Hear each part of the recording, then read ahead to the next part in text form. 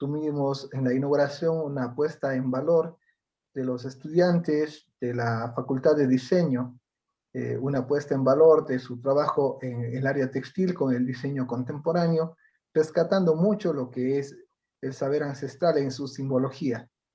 Hoy vamos a compartir esta charla, conferencia con Paola Fries, ella de la Argentina, muy ligada también al tema contemporáneo, al arte popular en la Argentina.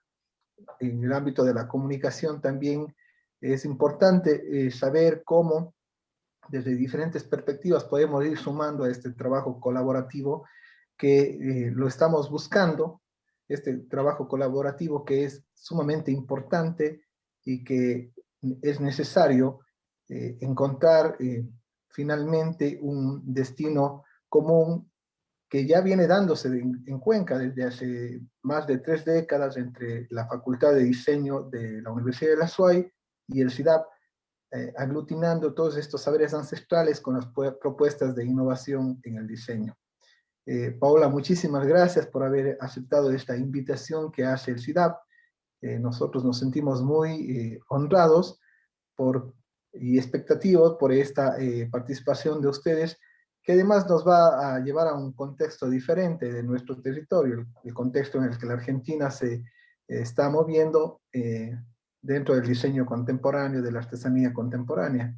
Esta es la tercera edición de Ardis, que va tomando fuerza con el tiempo, que va tomando fuerza además, no solamente en el ámbito académico, en el ámbito de la reflexión, en el ámbito de la construcción, sino porque cada año hemos visto sumarse un mayor número de convocados y de convocantes a esta, que es una necesidad común, la articulación de los saberes ancestrales con los procesos de innovación y del diseño formal. Así que muchísimas gracias, un saludo cordial para usted, Paola, y bienvenidos a todos y todas.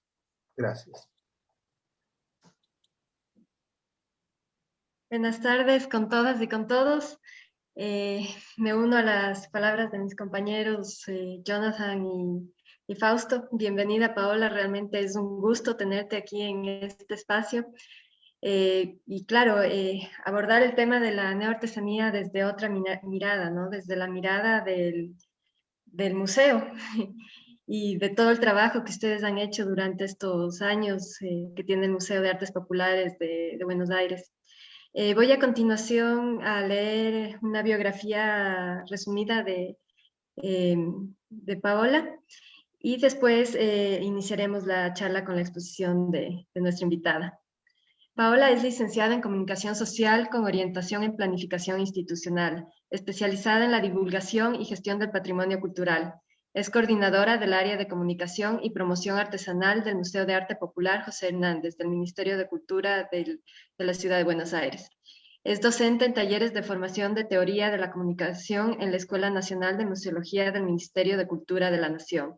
Se ha desarrollado como investigadora en proyectos relacionados a comunicación y patrimonio. Cuenta con varias publicaciones sobre el tema. Fue gestora en las 5 convocatorias de la Bienal de Artesanías de Buenos Aires, coordinó el programa de artesanías urbanas en la Comisión para la Preservación del Patrimonio y fue convocada por el Mercado Nacional de Artesanías Tradicionales Argentinas para trabajos de producción artesanal. Bienvenida, Paola. Hola, buenas tardes. Bueno, muchísimas gracias, Margarita, por la presentación.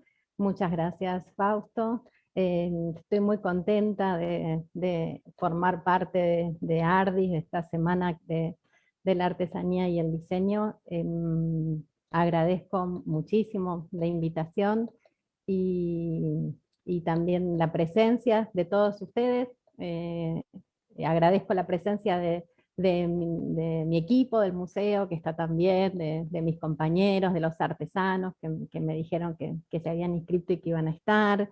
Y antes de empezar, les cuento que esta presentación que voy a llevar adelante, así como la investigación a la que hago referencia, la realizo con mi compañera, que es Mirta Bialogorsky, que es doctora en antropología, y ella se encarga, así como yo me encargo de coordinar el área de comunicación y promoción artesanal del MAP, ella se encarga del área de investigación, así que trabajamos juntas y desarrollamos esta y otras investigaciones. Bueno, los invitamos entonces a la Argentina, a la ciudad de Buenos Aires. Voy a compartir pantalla.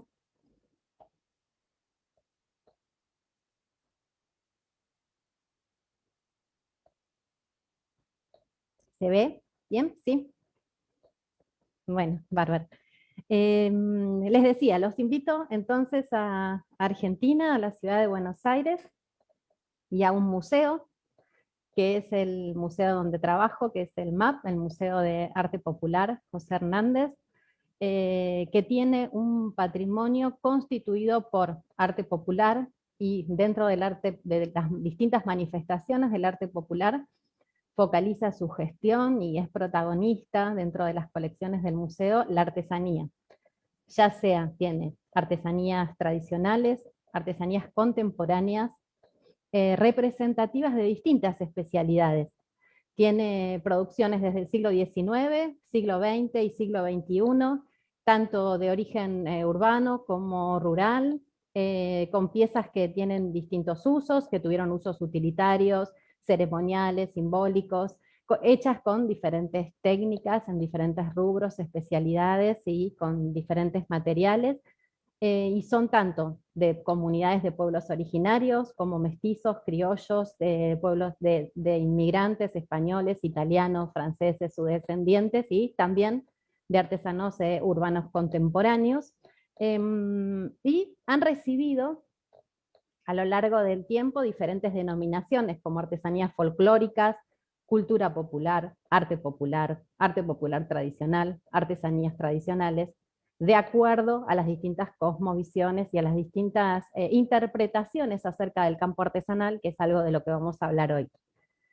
Justamente la historia de los procesos de patrimonialización que atravesó el museo desde su creación en 1948 hasta el día de hoy nos permite analizar la reconfiguración que fue teniendo el campo artesanal. ¿Por qué? Porque no estuvo exento y fue repercutiendo las distintas instancias, las diferentes perspectivas y las diferentes modificaciones que fue teniendo el campo artesanal a lo largo de su historia, con la historia del propio museo y lo que el museo colecciona, y los discursos y las interpretaciones y la simbolización acerca de las mismas colecciones, de las propias colecciones que tiene. Un interesante desafío en el que nos enfrentamos en el MAP y que estamos trabajando a partir de una propuesta desde el año pasado, que es una propuesta de investigación, de una propuesta de exposiciones, una propuesta museológica y museográfica, con un eje que dimos en llamar neoartesanías. Nos hace pensar en un fenómeno que nos preguntamos si se trata de un nuevo fenómeno y qué características tiene, y que en realidad nos presenta más preguntas que respuestas, pero que indudablemente es interesante porque nos permite romper viejos esquemas que muchas veces asumimos como inamovibles desde las propias instituciones y también desde otros organismos. Entonces nos preguntamos si este nuevo fenómeno que estamos viendo, estas características que estamos viendo en algunas artesanías, si se tratan de neoartesanías. Nos preguntamos si se trata de neotradicionalidad, si se trata de nuevas concepciones sobre nuestras mismas producciones culturales, si se trata de nuevos productores, si en ese caso se trata de nuevos actores sociales, si estamos pensando en nuevas identidades o si se están replanteando nuestras identidades. El museo, en tanto institución, es constitutiva del patrimonio cultural, y esto significa que él mismo, en la propia institución, es resultado de una selección de bienes culturales a los cuales se les asigna determinado significado, se los posiciona socialmente y se le da ciertos valores. Ahora bien, el museo selecciona un patrimonio. ¿Quiénes intervienen en general en seleccionar los patrimonios de las instituciones? ¿Quiénes intervienen en seleccionar los patrimonios de los museos en distintas instancias, sea arte popular, sea artes modernos, sea bellas artes? El poder político en primera instancia, ¿no? selecciona patrimonio los gobiernos, los funcionarios, las instituciones, los propios museos como parte de ese poder político. Pero no lo hacen solos, lo hacen en confrontación o en adhesión con las sociedades, con la propia sociedad, con los diferentes estratos sociales y también con los contrapoderes políticos. Porque un bien, para que sea seleccionado, tiene que despertar adhesión colectiva, tiene que tomarse como representativo de determinada identidad o determinadas identidades y tiene que ser activado en tal sentido. O sea, que sin poder no hay activación patrimonial y por lo tanto no hay patrimonio, de modo que este se constituye necesariamente en un campo de confrontación simbólica.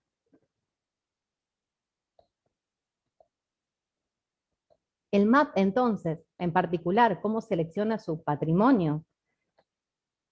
Lo hace a través de la selección de distintos mecanismos de registro, de documentación, de exhibición, de criterios de selección, de discursos acerca de nuestro patrimonio. Y no lo hace solo, lo hace en consonancia con participación, con diferentes actores sociales que conforman el campo, como son los artesanos expositores, los artesanos que de una u otra manera se relacionan con el Museo de Arte Popular, con los públicos, con técnicos, con referentes ya sea referentes técnicos o referentes académicos, con el propio mercado, etc. Con la sociedad en general, con otras instituciones académicas relacionales, etc. Una idea fundamental es que el patrimonio cultural es producto de un proceso dinámico, es decir, que se caracteriza por ser una construcción histórica, no está dado, no es una herencia, no está dado de una vez y para siempre, ni pasa de sociedad en sociedad, sino que es una construcción que es alterable, digamos, y que se construye por las propias sociedades y por los distintos actores sociales que de la sociedad forman parte. El concepto moderno de patrimonio surge en el siglo XIX, en consonancia con el romanticismo, en la época de la Revolución Industrial, y tiene que ver con la selección de un sistema de símbolos eficaces para representar una determinada identidad. Esto es, en la conformación de los estados-nación era necesario recuperar algunos símbolos que se propongan como representativos de estas sociedades para lograr una identidad homogénea, podríamos decir, única de los estados-nación. En el caso, bueno, pongo iconos que son bastante cliché y que mucho tuvieron que ver con el museo en la Argentina, que tienen que ver con la figura del gaucho, del criollismo, como un ícono conformador de identidad, digamos, nacional, como uno de los símbolos de la identidad nacional, hoy cuestionado, ¿no? Esta figura romántica del gaucho como representativo de la identidad argentina, bueno, de Buenos Aires, el obelisco, el tango, en el caso del museo, el tema del gauchismo y el criollismo, porque el museo tiene una gran colección de platería criolla también, ¿no? Entonces lo que es la indumentaria del gaucho, el mate, la indumentaria del jinete y del caballo, tiene mucha relación con el patrimonio del museo. Ahora, esa es una forma de abordarlo. También son obras artesanales, de platería, muchas veces relacionadas con, realizadas por artesanos, plateros, en esa colección específicamente inmigrantes, muy interesantes también para analizar sus diseños, sus técnicas y los materiales que han utilizado y en qué contexto los han realizado. Entonces, lo que vemos es que tanto la noción de patrimonio como la noción de identidad están construidas históricamente y forman parte de un dinamismo que hace que permanentemente estén cambiando, y a nosotros tanto esta esta noción de patrimonio, como la noción de identidad, como la noción de artesanía, o estos bordes y esta conformación del campo artesanal, nos interesa mucho analizar cómo van cambiando, cómo se van modificando a través del tiempo y según distintos actores sociales. Ahora, si entramos en este concepto de las artesanías, vemos que hacia fines del siglo XIX los bienes que hoy denominamos artesanías eran parte de las industrias de las provincias argentinas, cubrían necesidades locales de consumo, estaban incluidas en el campo económico, no se las consideraba casi artesanías, y tal noción surge frente a dos circunstancias históricas: por un lado la industrialización del país, y por otro lado esta necesidad de construir un patrimonio común al que hacíamos referencia. Aparece fuertemente una labor de intelectuales con esta idea de lograr este simbolismo que decíamos, para conformar la noción de artesanía como una representación cultural, haciendo referencia sobre todo a las artesanías tradicionales. Cuando se funda el MAP en la década del 40, decíamos en el 48, las artesanías se consideran en una doble dimensión, como parte de esta industria cultural y como una manifestación artística, y en ambos casos como supervivencias culturales, ya sea por la gran industrialización por la que atraviesa el país, o ya sea por el peligro que podríamos decir que corren, también, o sea, en el primer caso de desaparición, y en el segundo caso de desviación, podríamos decir, de convertirse en motivos típicos, alguna distorsión que podrían tener con respecto a la industria de recuerdos de viaje. En el 60 surge un discurso académico que toma a un pensador, que es el folclorista Augusto Cortázar, en donde analiza empieza a concebir a las artesanías como patrimonio, sobre todo de lo que llama las comunidades folk, y el museo toma esta perspectiva, retoma esta perspectiva de labor, y aparece en la década del 70, el mercado se llama el Centro Municipal de Promoción Artesanal, que tiene como objetivo adquirir piezas, artesanías en el interior del país, sobre todo de estas hispano-criollas, podríamos decir, de estas artesanías folclóricas, tradicionales, que están incorporadas con una baja, digamos, un bajo impacto en lo que es la presentación o la presencia de los artesanos en el museo, como protagonistas de este recambio, ¿no? Y a partir de los 80 surge una nueva reflexión en el concepto de artesanía, que la sitúa en un contexto de compleja interacción entre las dimensiones económicas y simbólicas del mercado. En ese momento, bueno, se sitúa en toda la sociedad, digamos, como parte, se la piensa la artesanía como parte de un campo social en términos de Bourdieu, atravesado por tensiones, por conflictos, por alianzas de sectores diversos que tienen que ver con la producción, con la comercialización, la divulgación, en la sociedad capitalista, en una sociedad globalizada. Y el museo también se hace eco de esta concepción, ¿no? A partir del año 2000, en el museo hay un fuerte cambio, que es un cambio identitario de misión, en donde se retoma la misión original del museo, pensando en el museo a partir de una tríada relacional, en donde los artesanos y las artesanas cobran mucho protagonismo, a partir de un programa de promoción de artesanos, y aparece a partir del año 2004 la colección de artesanías contemporáneas o urbanas, que marca un quiebre en el museo y un punto de inflexión muy importante, al que voy a hacer referencia un poquito más adelante. Desde hace un tiempo, desde esta aparición, digamos, de la colección de las artesanías contemporáneas, observamos cierto tipo de transformaciones que se iban sucediendo en algunas de las artesanías, en estos procesos de producción artesanal, y en los productos, que si bien son diferentes entre sí, nos llevan a preguntarnos si podemos de alguna forma aunarlos para llamarlas neoartesanías. Esta noción involucra el cruce que se da entre lo tradicional y lo contemporáneo. Lo contemporáneo tomado como sinónimo de lo urbano, ¿no?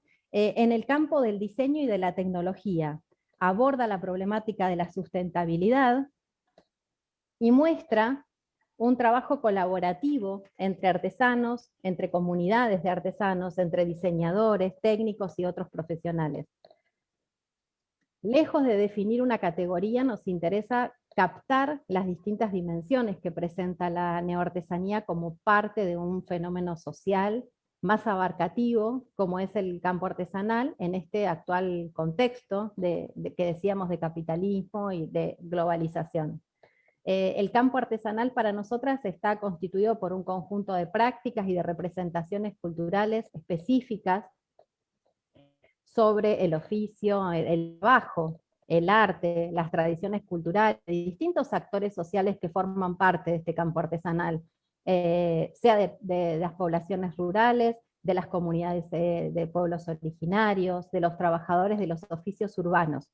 Es un espacio heterogéneo de producción y reproducción de bienes culturales cuyos bordes se van definiendo histórica y socialmente. En la Argentina, y también en el contexto iberoamericano, vemos que la aparición cada vez más frecuente de algunas artesanías que no pueden identificarse ni como tradicionales, sea de criollas o sea de pueblos originarios, ni tampoco como únicamente contemporáneas, sino que tienen elementos de uno y de otro. Se trata de objetos que presentan las características propias que desde el museo llamamos como artesanías, es decir, tienen transformación de la materia prima en un alto grado, tienen una funcionalidad reconocible, una manifestación portadora de una identidad, una estética particular, tiene una representatividad cultural. Cuentan simultáneamente con la presencia de un factor tradicional y un factor innovador, ya sea en lo que respecta a materiales, a técnicas, a diseños o a la fusión entre unos y otros, ya sea en relación a los procesos de elaboración, como puede ser, por ejemplo, la co-creación entre artesanos o entre artesanos y diseñadores, o otro tipo de profesionales que no son diseñadores, que se dan en algunos casos como arquitectos, ingenieros, informáticos, etc. Las circunstancias en las que aparece este tipo de artesanía sin duda forma parte de la contemporaneidad y lo que la contemporaneidad trae aparejado. El desarrollo del sistema capitalista, la interacción entre lo global y lo local, la problemática de la sustentabilidad en algunos casos, y observamos que en ese contexto las artesanías se integran a nuevos conceptos de uso o utilidad, a modas, a tendencias, a nuevas tecnologías y en algunos casos a los planteos de la crisis medioambiental. ¿De dónde viene el término neoartesanía en la Argentina?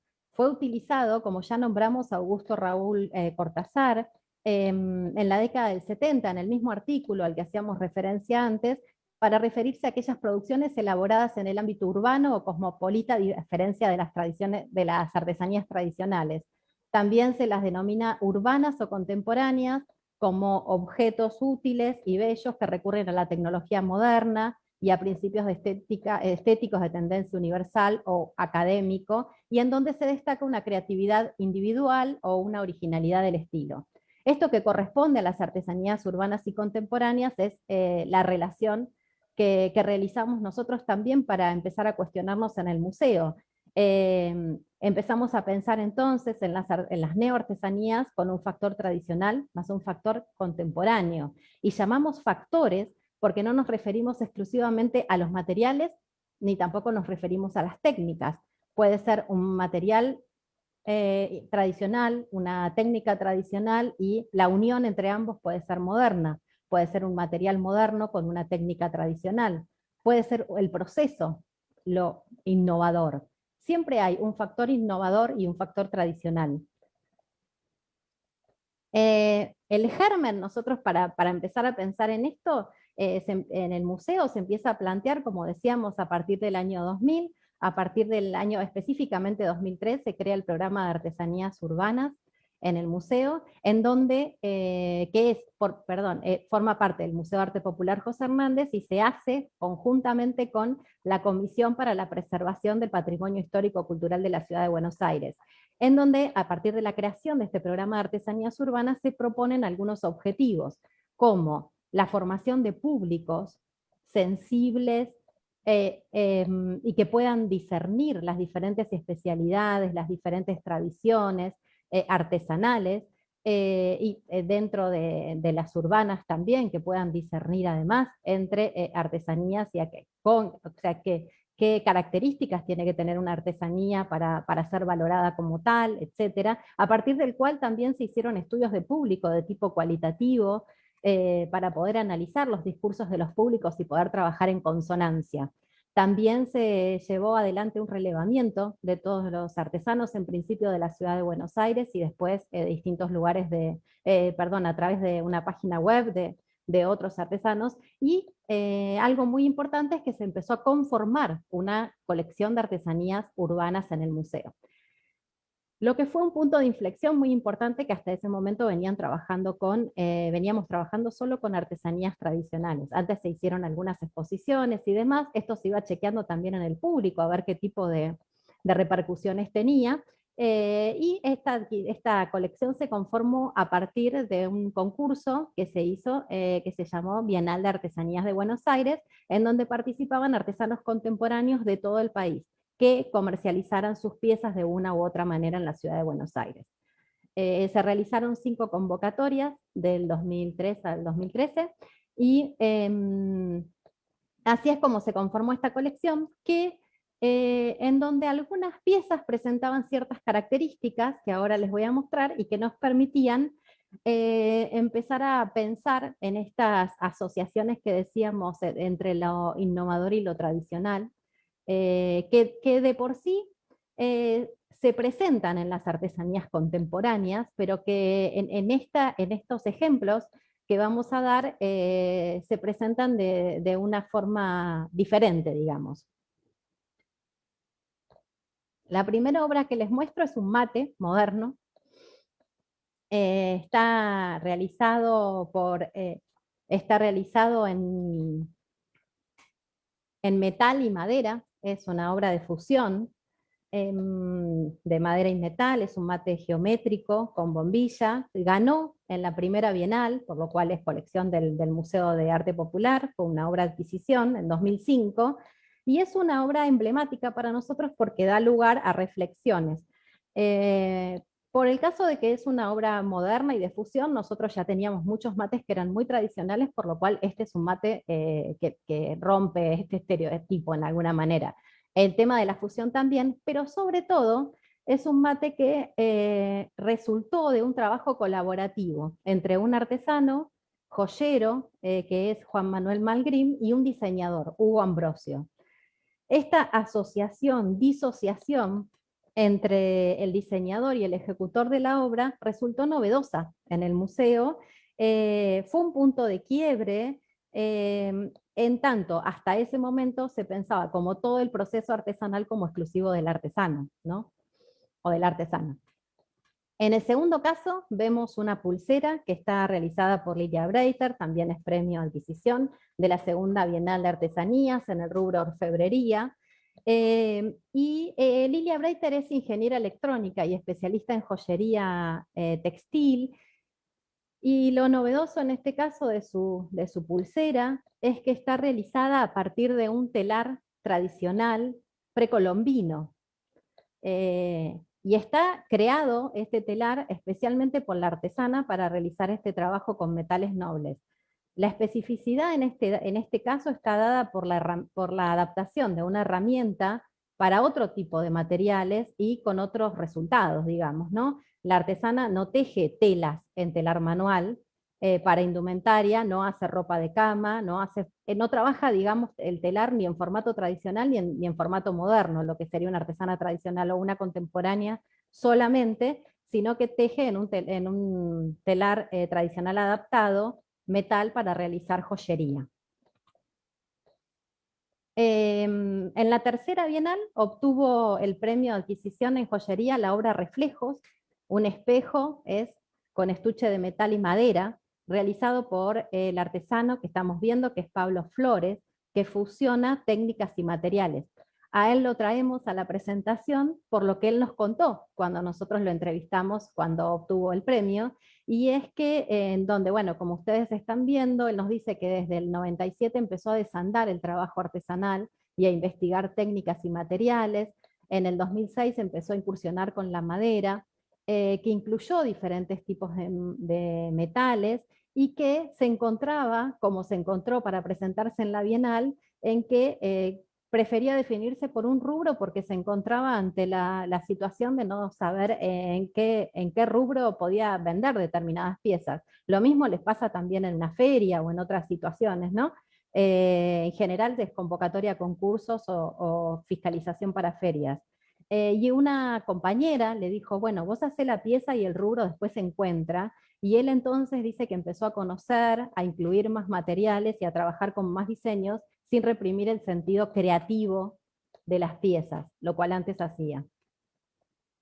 Siguiendo en la misma línea, vemos esta obra que es premio de adquisición también de la Cuarta Bienal, que se trata de un broche que se llama Satélite, y está realizado por el artesano Cristian Roa, en donde él también trabaja con la fusión de materiales tradicionales, y estos son ejemplos que nos permiten destacar en general las múltiples y sorprendentes variantes que presenta en la actualidad la joyería contemporánea, que si hablamos de fusión de materiales, encabeza, digamos, todo con respecto a los rubros, esto de la fusión de materiales.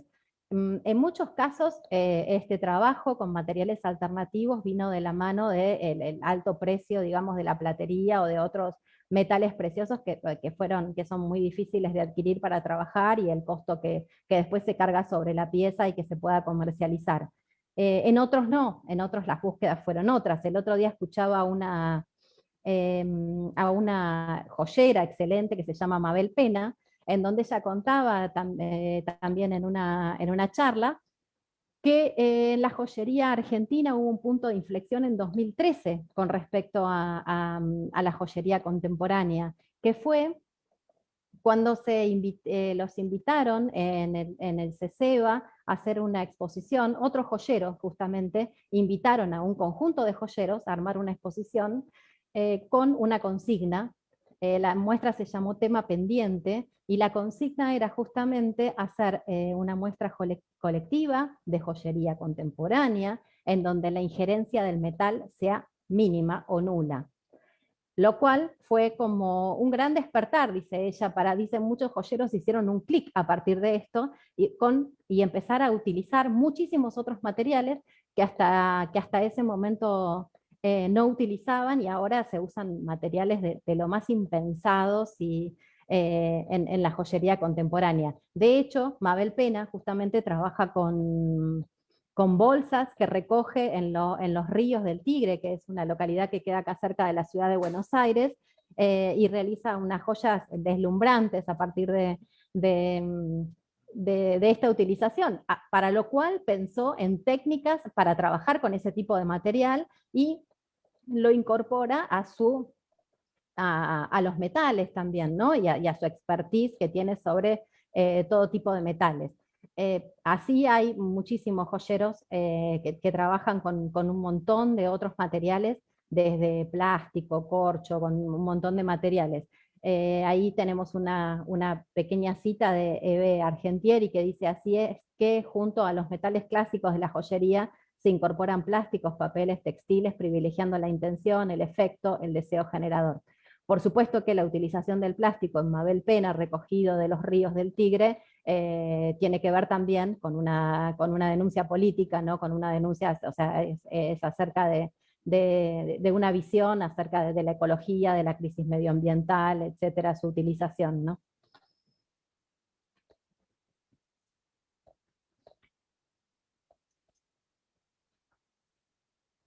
Bueno, ¿qué pasa con el debate en la Argentina?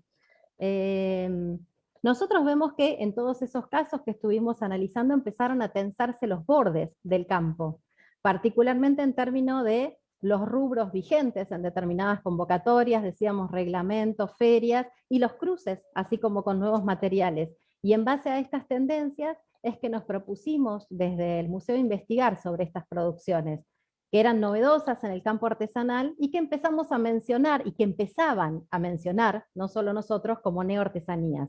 Ya no para diferenciarla meramente de las artesanías tradicionales, como había sido hasta ese entonces, sino como un entrecruzamiento entre lo tradicional y lo moderno, y como para abordarla como una variante, en este caso dentro de las artesanías contemporáneas. Para ello iniciamos nuestra investigación, donde fuimos a consultar con artesanas y artesanos, fuimos a consultar con técnicos, con investigadores de la artesanía, con referentes dentro del campo artesanal en la Argentina, además de hacer un breve registro sobre lo que ocurría en otros contextos iberoamericanos. En la Argentina hay un debate que es muy interesante acerca de este concepto, que está dado por artesanas y artesanos, por diseñadores, por agentes del campo artesanal en general, capacitadores, referentes, investigadores. En base a los discursos no hemos registrado que haya consenso en la utilización de esta expresión, ya que mientras para algunos la neoartesanía evidencia una innovación dada por la fusión entre lo tradicional y lo moderno, para otros incluye solo a las artesanías urbanas y excluye a las artesanías tradicionales y también a su carácter de innovación, ¿no? Ahí tenemos, por ejemplo, la cita de una referente que dice: me parece que la noción de neoartesanía deja fuera de la contemporaneidad a la artesanía, al objeto tradicional, que es una producción muy vital de hoy en día de los artesanos argentinos. Se puede advertir, explica, cambios en la formación de las piezas para adaptarlas a la demanda del mercado o a los procesos de producción. Cabe preguntarnos en todo caso qué sucede con las artesanías tradicionales a través del tiempo, ¿no? Las técnicas, los modos de transmisión, los materiales, ¿se van transformando a través del tiempo o permanecen inalterables? A la hora de tratar de circunscribir el campo de la artesanía, de darle límites, observamos que hay distintas posiciones también, a veces contradictorias entre sí, porque mientras para algunos especialistas, artesanos, investigadores, el término es viejo, surgido como vimos a principios de los 60, no alude a un fenómeno novedoso, para otros en cambio da cuenta de procesos actuales de producción.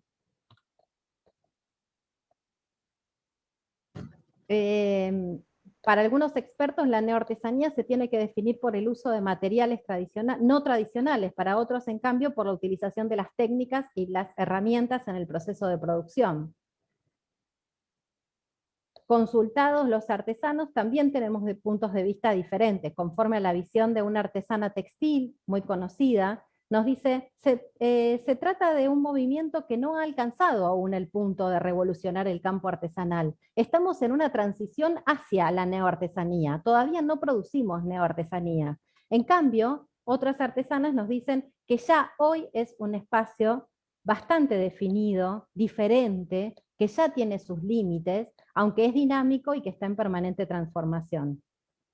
Es interesante también en esta convocatoria que nosotros hicimos para nuestra propuesta museológica y museográfica en el museo, la alusión que hacen algunos artesanos para definir el concepto de neoartesanía desde lo conceptual, ¿no? Por ejemplo, esta artesana, Vero Córdoba, nos da una explicación de por qué su obra realizada con materiales tradicionales y con técnicas tradicionales es, sin embargo, una neoartesanía, ya que alude al diálogo de saberes entre el hacer milenario con las materialidades simbólicas de la actualidad. En este caso se trata de una botella que parece de plástico. Hay distintas como visiones que se encuentran acerca del agua que ella nos plantea, y por supuesto las técnicas, los materiales, etc. Ahí tienen la cita para ver. Otro caso que tenemos para mostrarles se trata del artesano ceramista Diego Gon, donde él hace hincapié en la unión de los saberes tradicionales y urbanos contemporáneos. En la sobra, él combina los saberes de los pueblos originarios en dos sentidos. Por un lado, en las técnicas de cestería, que le enseñaron en la comunidad de los pueblos originarios, la cerámica, que es su expertise, en donde él aplica cerámica precolombina y también aplica innovación en este tipo de cerámica, con un resultado totalmente novedoso, que es una pieza urbana, moderna, en donde incluye la cerámica y la cestería en una sola obra, digamos, ¿no? También aparece la cuestión dentro del fenómeno de la neoartesanía de la tecnología aplicada a la artesanía. En este caso hablamos del ceramista Guillermo Silpituca, que él recurre a la tecnología actual aplicada al arte de fuego y explica: en todas mis piezas utilizo la arcilla como material, pero el modelado base es a base de software que aplica a funciones matemáticas, funciones paramétricas, todo en computadora, y luego impresión 3D directa de la arcilla, para llevar lo que está en el mundo virtual a la realidad física. ¿Puede la impresión 3D, la impresión 4D considerarse artesanía? Parte del proceso de diseño y creación, nos dice Piñeiro, la relación con el material, la carga identitaria, el impacto ambiental, la estética de los productos permite considerarla dentro del campo artesanal. Nosotros, a raíz de esta presentación que fuimos buscando para realizar en el museo, para esta propuesta de investigación y exposición, que pretendemos realizar en el museo acerca de las neoartesanías, pudimos captar diferentes fórmulas que presentamos, que para nosotras tienen que ver con esta fusión entre materiales, técnicas que damos a llamar neoartesanías.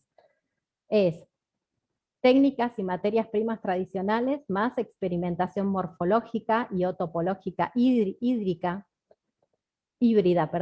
técnicas y materiales primas tradicionales con más técnicas contemporáneas, técnicas tradicionales con técnicas contemporáneas en la fusión de materiales, técnicas tradicionales en fusión de materias primas tradicionales y contemporáneas, materias primas tradicionales más nuevas tecnologías, fusión de materias primas más técnicas tradicionales más nuevas tecnologías, técnicas tradicionales más experimentación morfológica más fusión de materiales, o técnicas tradicionales y materiales novedosos.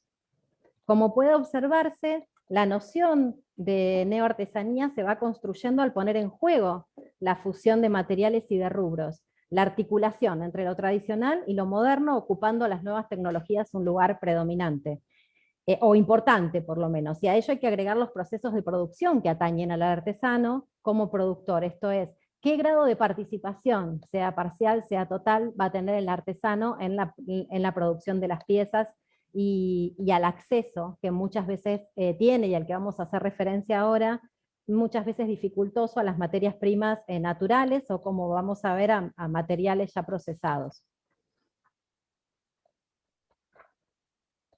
En relación con esto que estamos diciendo y vinculado a la noción de neoartesanía, creemos, es importante destacar la problemática de la sustentabilidad respecto a la utilización de materiales, a la suplantación de los materiales, al nexo de las y de los artesanos con el entorno y al mensaje que se quiere transmitir con ese tipo de obras. El propio artesano joyero Cristian Roa mencionaba el uso de los materiales y la relación que los artesanos debían establecer con estos materiales. Dice: como artesanos que transformamos la materia prima, no debemos exigirle tanto a la naturaleza, no demandar material que implique a gran escala extractivismo, deforestación, aunque las artesanías insuman pequeñas cantidades. Cierto es que el vínculo que siempre estableció el artesano con la naturaleza es de respeto.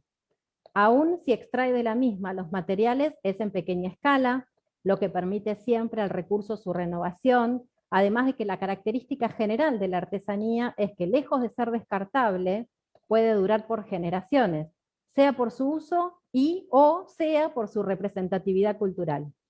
El extractivismo a gran escala, los desmontes, la deforestación, la propagación de los cultivos, de los monocultivos, como por ejemplo en Argentina la soja, trajo aparejado en muchísimas comunidades de la Argentina no solamente el desplazamiento de ellos mismos de sus lugares de origen y el achicamiento, cuando no la desaparición de los territorios, sino que además dejó fuera del alcance los materiales naturales de las artesanías con los que ellos producían. El problema de las restricciones con respecto al acceso a los campos y que muchos artesanos necesitan cada vez ir más lejos para buscar las materias primas, y esto es en muchísimas regiones de la Argentina moneda corriente.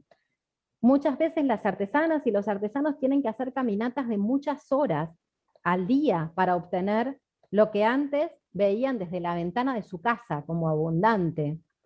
Y eso también diversificó el trabajo, porque ahora hay personas que se encargan, por ejemplo, de buscar el material, y hay otras personas que se encargan de realizar las piezas. Eso también produjo una transformación en el tradicional quehacer artesanal. Tal es el caso, por ejemplo... Sí. Perdón, Paola, estamos ya con el tiempo un poco corto, tenemos 3 minutitos más de exposición. Ah, bueno, ya termino, sí. Tal es el caso, por ejemplo, de las artesanas de Chaguar en Chaco, de los artesanos mascareros en Salta, de los esteros en Palma Caranday, en Córdoba, pero hay muchísimos más que debieron, digamos, dividir su quehacer artesanal para... peor es aún cuando esta materia prima se encuentra directamente inaccesible o en franca extinción. Entonces los artesanos buscan otros materiales para reemplazarla, y así pueden seguir desarrollando su sustento, su oficio, y no solo eso, sino que a través de eso desarrollan su cultura. Entonces presentamos brevemente, para ir terminando, 2 ejemplos que nos parecieron interesantes.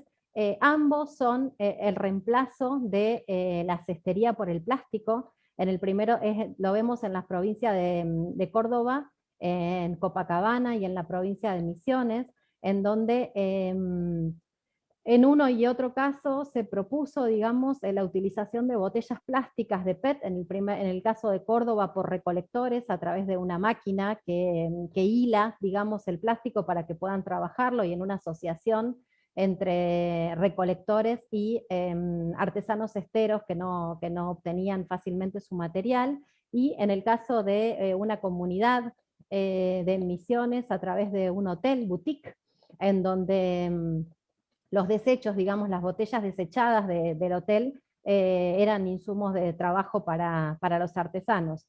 En ese sentido, Jimena Elizabe, una diseñadora y experta textil en Argentina, dice: me parece que no es justo que sean las comunidades las que tengan que ocuparse de reciclar la basura que generan los blancos, ya que deberían ser ellas las primeras en tener acceso a las materias primas del monte. Son sus guardianes, lo han utilizado en su creación, haciendo su uso equilibrado de ellas, y se han ocupado de preservarlo. Nosotros, o sea, por supuesto que no circunscribimos a la utilización de este nuevo material, ni es que nos parezca algo positivo, sin embargo es una realidad.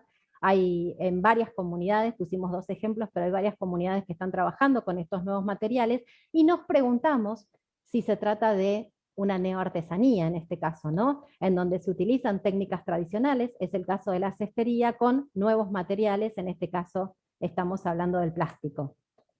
Voy a pasar entonces lo que tiene que ver con la neoartesanía en distintos contextos, en distintos países de Iberoamérica, para terminar con el trabajo colaborativo.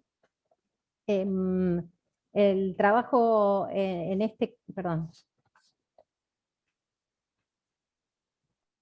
cuando hablamos del trabajo colaborativo nos referimos específicamente al trabajo de, en casi todos los casos, las comunidades tradicionales, sea criollas o de pueblos originarios, con distintos profesionales, o también tenemos el ejemplo de artesanos urbanos que trabajan como en relación unos y otros, desarrollando productos como el ejemplo que nosotros propusimos al principio, pero hoy muchísimo más desarrollado y en otros países de América Latina muy desarrollados también. De hecho, lo que pasé es que inclusive en muchos países de América Latina o España se toma este concepto de neoartesanía como la relación que se establece entre la artesanía y el diseño, ¿no? Además de la relación que existe con la artesanía urbana y contemporánea. Margarita y Lorena, de hecho, se preguntaban en la charla de ayer si este trabajo entre el artesano y el diseñador era un trabajo colaborativo, realmente, si lo podríamos llamar colaborativo, si el artesano podía poner en juego su creatividad, si se trataba de una relación de aprendizaje mutuo. El bagaje, por lo menos en la Argentina, las variantes son muchas, ¿no? Hay desde asesorías con respecto a marca, a mercado, hasta directamente pedidos por encargo o directamente la compra de la materia prima. Hay como un consenso con respecto a la autoría, en donde los artesanos deben tener su nombre visualizado, digamos, en las piezas que se realizan, y debe aportar, por supuesto, a su sustento económico, y debe tener un valor justo las obras que se vendan, pero además hay como un cuestionamiento que nosotros también como museo nos hacemos acerca del rol que cumplen los artesanos en este proceso, ¿no? En donde el artesano hasta nosotros lo veníamos pensando, formaba parte de todo el proceso, digamos, de la relación de la creación de la obra, desde el diseño hasta la ejecución, y donde además se pone mucho en juego, ¿no? De su propia cosmovisión, de su cultura, de su identidad, y bueno, eso tiene que estar también, por supuesto, representado en las obras, en estas asociaciones que muchas veces les pueden resultar un aporte y les pueden resultar también beneficiosas. Bueno, ¿puedo terminar? ¿O no tengo más tiempo? Estamos, es que tenemos otras conferencias después. Si fuera la última charla, tal vez iríamos un poquito más.